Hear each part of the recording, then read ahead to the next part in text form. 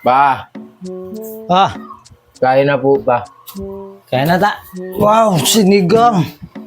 Ba, ano ka na pala magsinigang? Kutsara pa. Saan yung kutsara?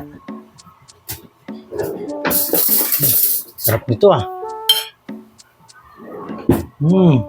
Sarap to ah.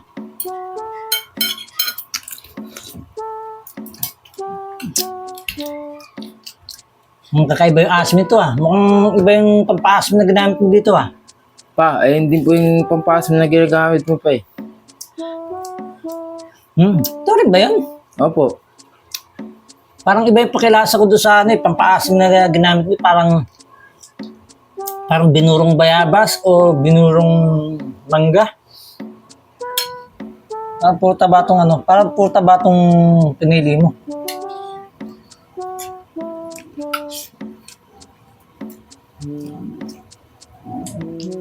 O baka naman luma na yung ano.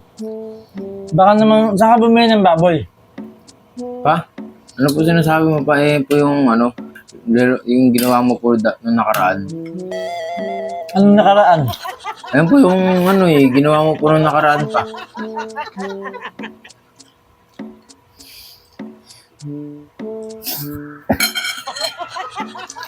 Sabag. Ito pa yung ginawa ko nung iniluto ko nung nakaraan pa. Opo. Di ba pa ayos naman po? Kaya pala parang iba na yung lasa ng baboy.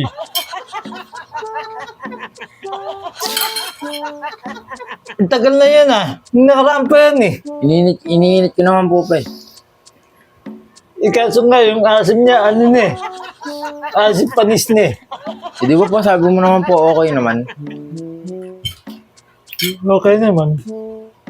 Pero, ano eh. Yung, alam mo yung masarap sa unang subo. Pero may aftertaste. Iba na lang ulamin natin. Parang tatawa na ako sa sinigang eh. Yeah. Sige. Oh. Iba na lang ulamin natin eh. Nag-adobo na lang tayo. Bili na lang ako ah. Sasawa na ako sa sinigang eh. So, kakagulam na natin ito ng ilang araw, di ba?